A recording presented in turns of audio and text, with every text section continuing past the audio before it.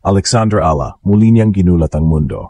Sa Devonshire Park, lumuhod sa lakas ng baseline attack ni Alex si Diana Yastremska matapos pagdudugtungin ng mga long rallies na puno ng disiplina, teaming at puso. Hindi ito simpleng panalo, isang manifesto ng pag-angat ng isang batang Pinay na hindi na lang naglalaro para sa sarili, kundi nagdadala ng isang lahi sa buong international stage. Sa quarterfinal showdown, pinakita ni Alex ang kumpletong package. Matalas na footwork, walang kilalang court awareness, at forehand winners na dumidikta ng tempo. Mula unang serve hanggang match point, kontrolado niya ang mga halimaw na malalakas ang tira. Ang scoreline na 6-1, 6-2 ang nagpatunay na hindi swerte ang tagumpay, isa itong statement. Ito ang kanyang pangalawang pagpasok sa semifinals sa season na ito. Isang klarong senyales na ang momentum ni Ala ay hindi nag-expire. Lumalaki ito. Pero mas malalim pa rito ang kuwentong bumabalot sa panalo. Ang pagkapanalo kay Yastremska, isang player na kilala sa explosive baseline game, ay hindi lang tactical win, ito ay mental victory.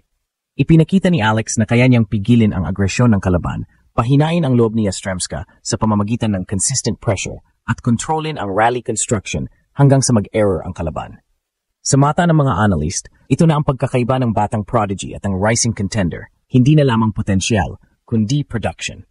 Ang epekto sa Pilipinas ay instant. Muli nagningning ang pag-asa, ang larawan ng isang Pinay na naglalakad sa Central Court, hawak ang bandera at hinihipan ng hangin ang mga pangarap ng mga kabataan sa probinsya at lungsod. Sa bawat volley at bawat clap mula sa Filipino fans, bumabantang mabago ang narrative, mula underdog stories tungo sa seryosong contenders. Ngayon, habang papasok siya sa semifinals para sa ikalawang pagkataon ngayong season, isang bagay ang malinaw.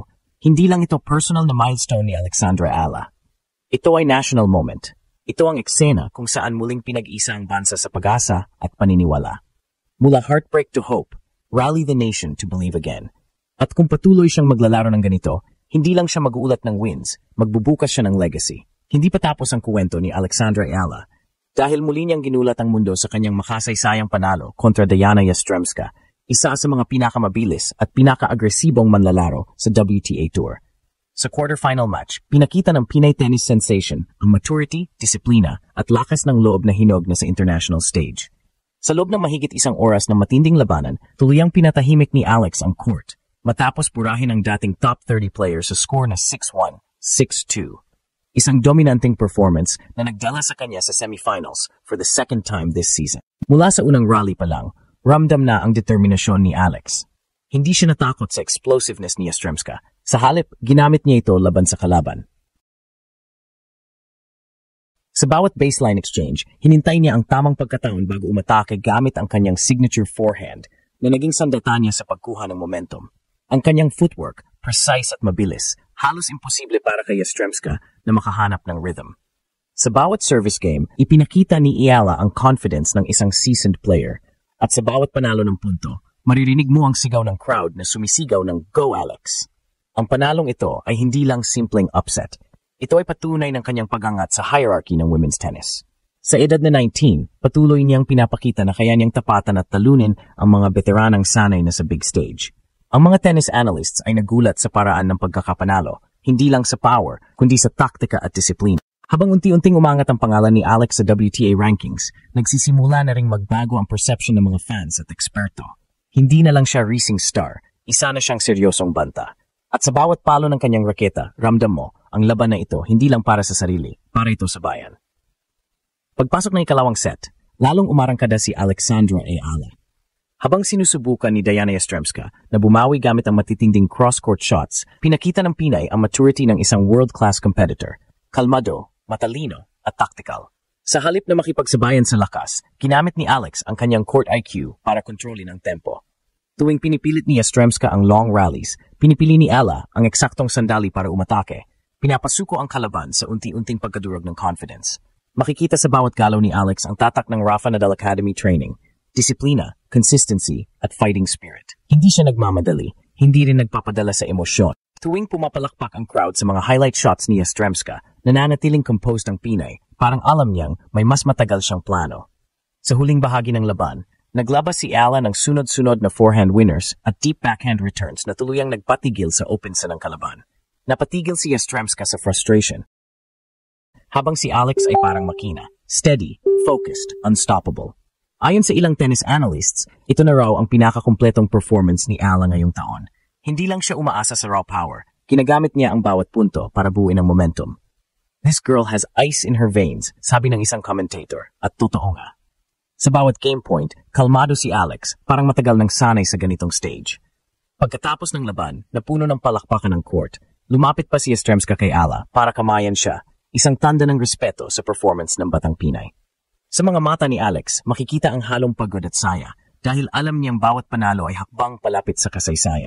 Ngayon, habang papasok siya sa semifinals for the second time this season, malinaw na ang mensahe ni Ala sa buong mundo. Handa na ang Pinay para sa pinakamataas na antas. Pagkatapos ng kanyang panalo kontra Diana Yastremska, naging malinaw sa buong tennis world, ang batang si Alexandra Ala ay hindi na lamang prospect, kundi isang lehitimong powerhouse na handang sumabak sa pinakamataas na antas ng kompetisyon. Sa edad 19, ang maturity at poise na ipinakita niya sa laban ay bagay na karaniwang nakikita lamang sa mga veterano ng tour. Ngunit sa bawat palo, bawat pivot, at bawat sigaw ng vamos, ramdam ng lahat na si Ala ay isang bagong simbolo ng pag-asa para sa Philippine sports. Ang kanyang semifinal qualification, second time this season, ay hindi aksidente. Ito ay bunga ng mahabang proseso ng pagsasanay, sakripisyo, at paniniwala sa sarili. Sa ilalim ng Rafa Nadal Academy, hinubog siya sa kulturang never give up, kung saan bawat error ay leksyon at bawat panalo ay pruweba ng progreso. Ayon sa mga tagapagsanay niya, lumaki si Ala hindi lang bilang atleta, kundi bilang strategist. Alam niya kung kailan umatake, kailan maghintay, at kailan bitawan ang pinakamalakas na sandata. At ito mismo ang nakita ng buong mundo laban kay Yastremska, isang Pinay na may disiplina, tiyaga at pambihirang mental toughness. Sa Pilipinas, mabilis kumalat ang balita. Trending si Ala sa social media at umalingaw-ngaw sa mga sports forums ang panibagong sigaw ng suporta. Ito na ang bagong era ng Philippine tennis, sabi ng isang fan. Ang mga bata sa mga local na tennis courts, ginagaya na ang kanyang forehand at signature backhand stance. Hindi lang ito panalo ni Alex, panalo ito ng isang buong henerasyon ng mga Pilipinong nangangarap. Ngunit sa gitna ng kasikatan, nananatiling grounded si Alex. Sa post-match interview, sinabi niyang, "Every match is a lesson. I'm still learning, still growing."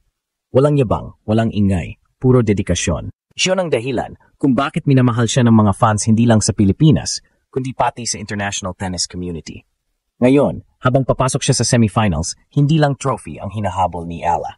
Ang hinahabol niya ay legacy, ang magbukas ng pintuan para sa mga susunod na Pinay na gustong sumabak sa global stage. Ang bawat tagumpay niya ay hakbang patungo sa Grand Slam dream at bawat rally ay paalala sa mundo na ang puso ng isang Pinay hindi basta sumusuko.